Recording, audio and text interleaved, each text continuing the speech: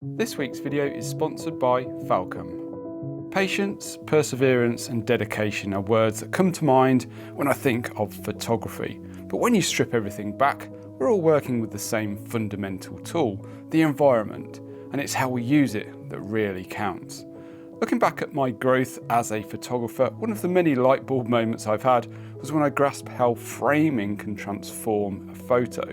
And today I would like to dive into this topic, share some of my images that demonstrate this, and hopefully capture a few more along the way.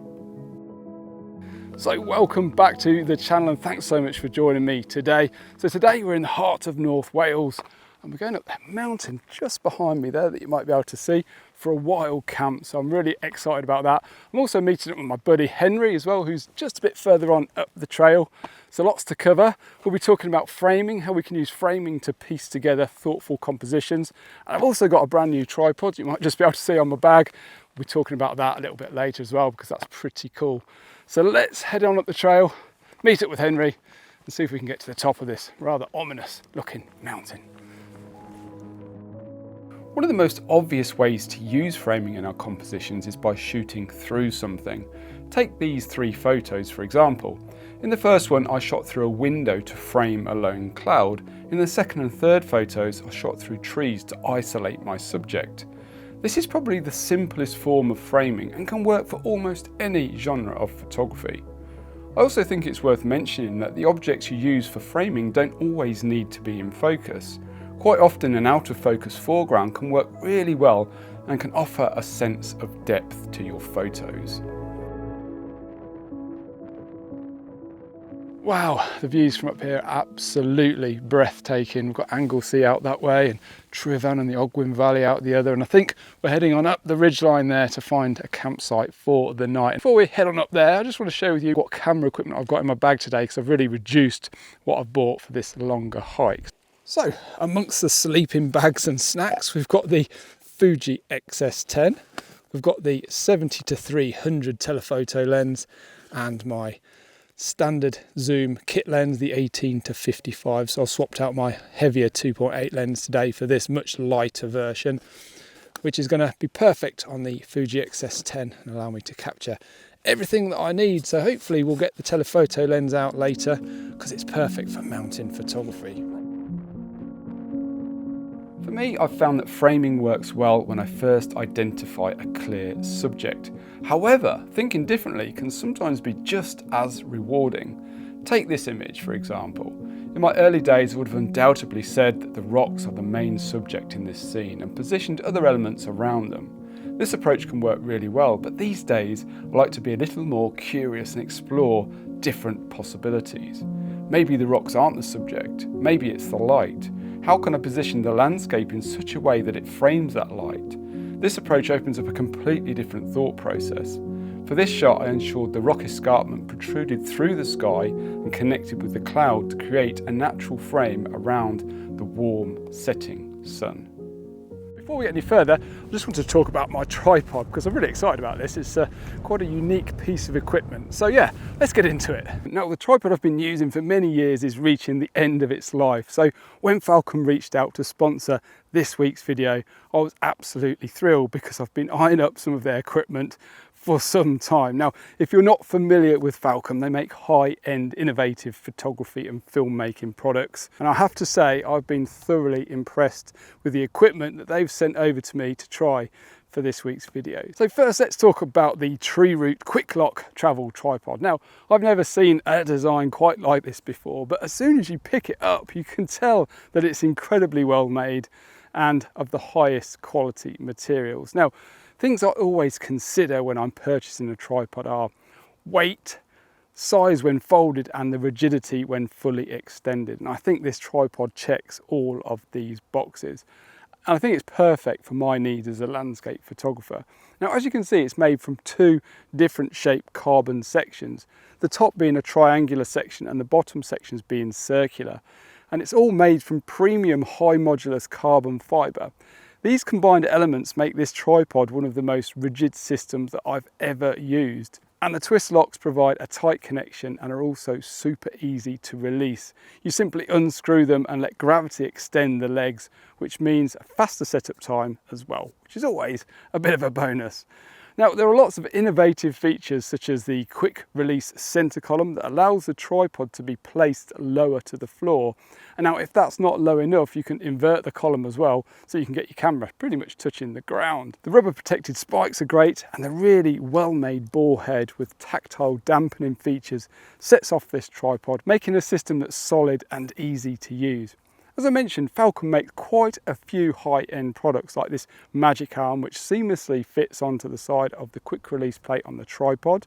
They've also got a MagLink shoulder strap, which is also very nice, as is their backpack quick release clip that I've been using today to quickly allow me to take the camera off when I've been hiking. All in all, I think Falcon has come up with a collection of high-end products that really fit landscape and outdoor photography really well. Now, if you're interested in learning more about Falcon's products, be sure to check out the links that are down in the video description for more.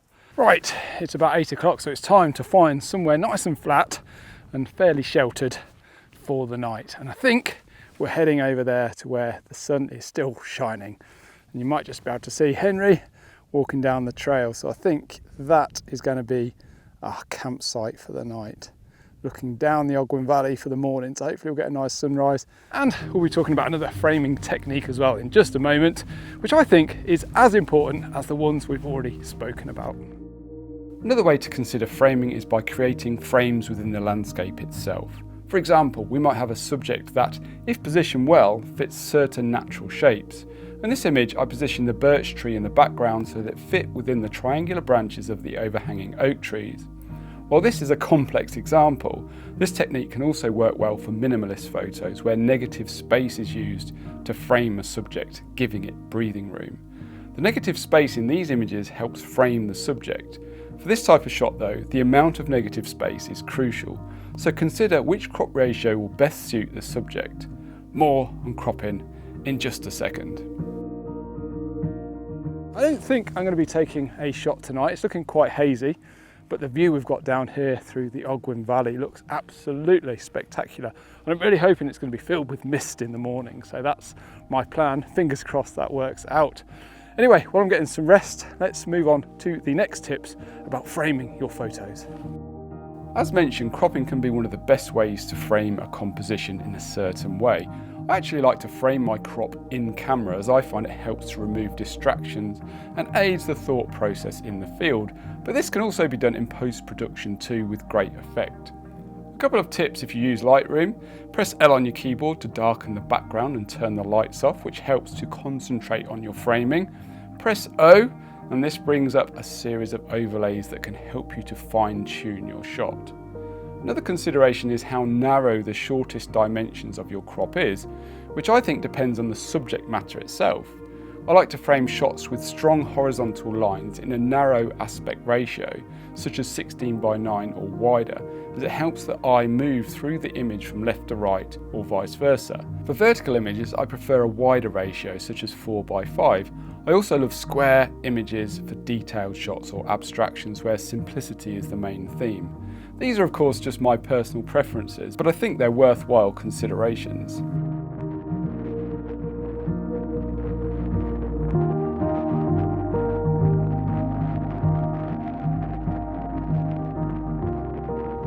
So, good morning, and I did get a couple of hours sleep last night, which is always good, but it did get particularly blustery around about 4 AM, which is why I'm out so early. But I'm glad I am, because there's some wonderful colours in the sky and there's some amazing clouds spilling over the tops of these mountains here, which is absolutely wonderful. It's what I came for, and there's some mist lying in the valley in certain places as well, so yeah, absolutely wonderful.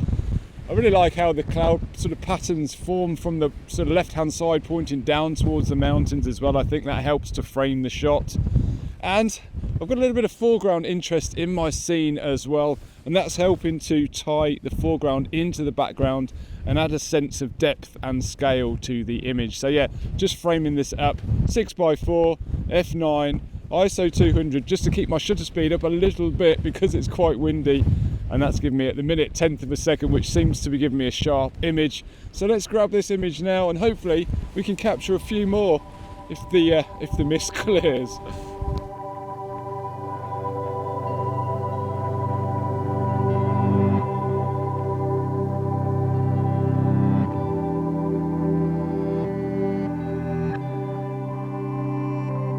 Woohoo, it's so windy up here. So the sun is just poking up above the mountains in the background now, and I'm taking a few shots here just as the light is kind of hitting this mist that's rolling through. It's creating this wonderful golden orange hue, which is absolutely wonderful. And I'm framing this up really simple. I'm just going for a horizontal frame, probably a 16:9 or maybe even wider, because it really suits that kind of horizontal line that we've got running straight through the image. That's also mirrored in the clouds as well. It's just a case of timing, really, trying to get a bit of that mist in front of the sun so we get those wonderful golden colours and that bit of a glow as well. But yeah, simple framing, but I think it works really well.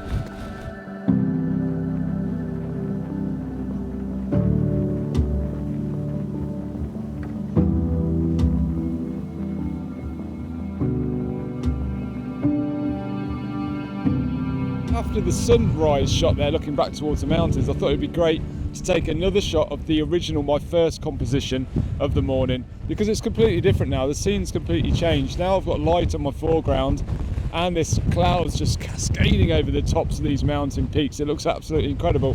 It's like a completely different composition, even though it's exactly the same framing. So yeah, I'm going for this again, I think, and then I'll see if I can find something else. But yeah, the light on the foreground, I think, adds a different dimension to the shot, as does the cloud. So yeah, absolutely brilliant. What a great few minutes. It's what we came for.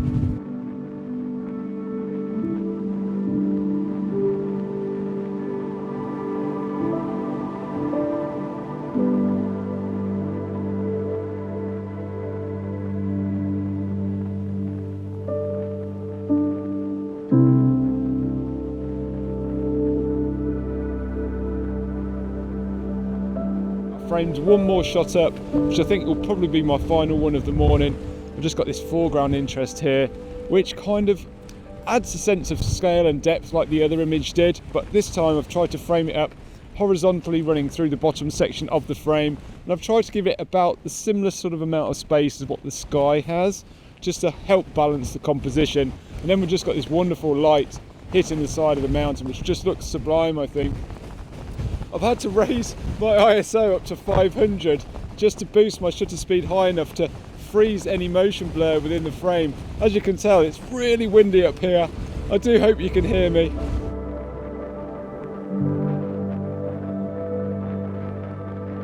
For this last shot, I used dodging and burning to keep the eyes focused in the middle of the frame. By darkening the sky, I've created a natural frame that mirrors the foreground, helping to show balance and keep the elements cohesive.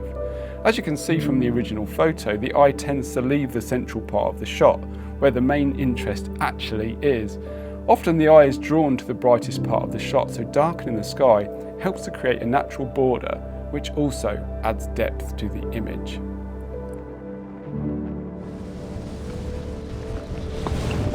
Oh, what a wonderful few moments. It's funny, isn't it, landscape photography? You can spend hours, even days out in the landscape and not capture a single photo.